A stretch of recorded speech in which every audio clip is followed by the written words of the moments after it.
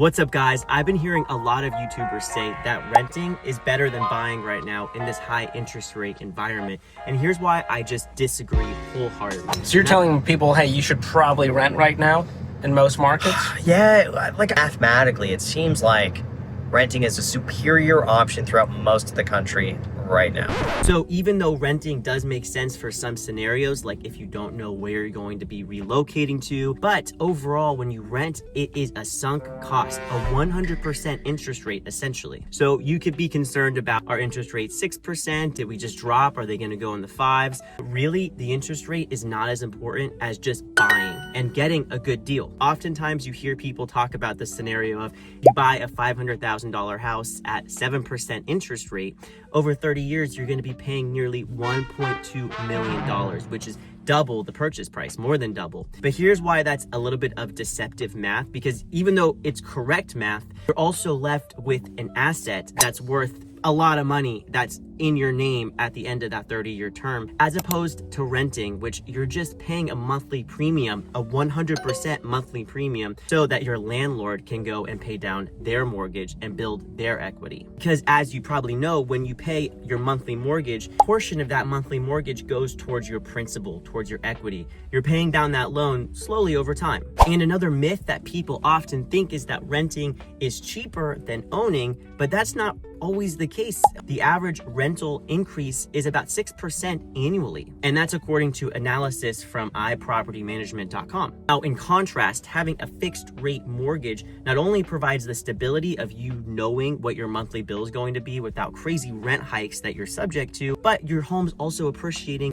3 to 5% annually. Now, something to know is that although your monthly mortgage bill will remain the same, your property taxes and your homeowner's insurance are subject to change on an annual basis. When you become a homeowner, it's really important to file for homestead exemption because that's going to keep your property taxes a little bit lower. Also, it's important to shop your homeowner's insurance policy on an annual basis. And I know it could be a little bit of a pain. It's something important that you should do. And oftentimes when I do a home showing for my clients, they are worried about interest rates. And if they're going up and down, and I try and tell them the rate is not as important as just finding a good home and finding a good deal. And that's why it's really important to always negotiate and get terms that you are comfortable with, because yes, the interest rate plays a factor in your monthly bill, but beyond that, as long as you can find a home that meets your criteria, the sellers are willing to work with you, whether that's working with you on price or working with you on closing cost contributions. There's things that you could do to get into the home of your dreams, or at least a starter home that gives you that stability. Having that stability of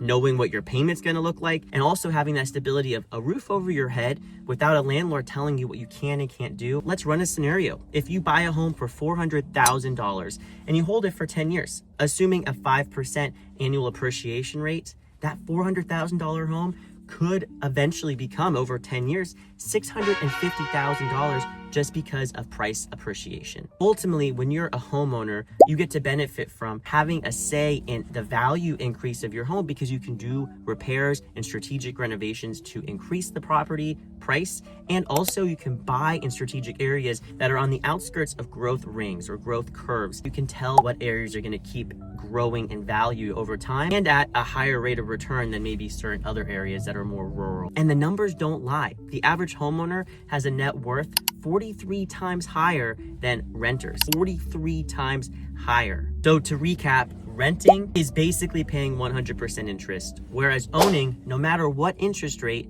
is building equity in something of value, in a tangible asset. And according to the National Association of Realtors, even if you can't stay in the home for a full 30-year mortgage period of time, if you stay for at least 5 to 7 years, you're gonna come out of that real estate transaction with a net profit, meaning you'll get a positive return when you sell. Where things get a bit dicey is if you don't stay in a house that you purchased for about 5 to 7 years. That's when you can probably see some negative returns, and no one wants to sell their house for a loss, or even if you sell for a slight gain, typically the closing costs are going to really eat away at that. So this is where patience is key and staying in your home for a strategic amount of time. And one last point I want to talk about is PMI, because a lot of people are scared at the prospect of buying a home because they don't have a 20% down payment to put towards that property. You could put less than 20%. You could put 5%. Or if it's FHA, you could do 3.5%. There's programs that let you put a lower down payment to get you into the home and let you become an owner.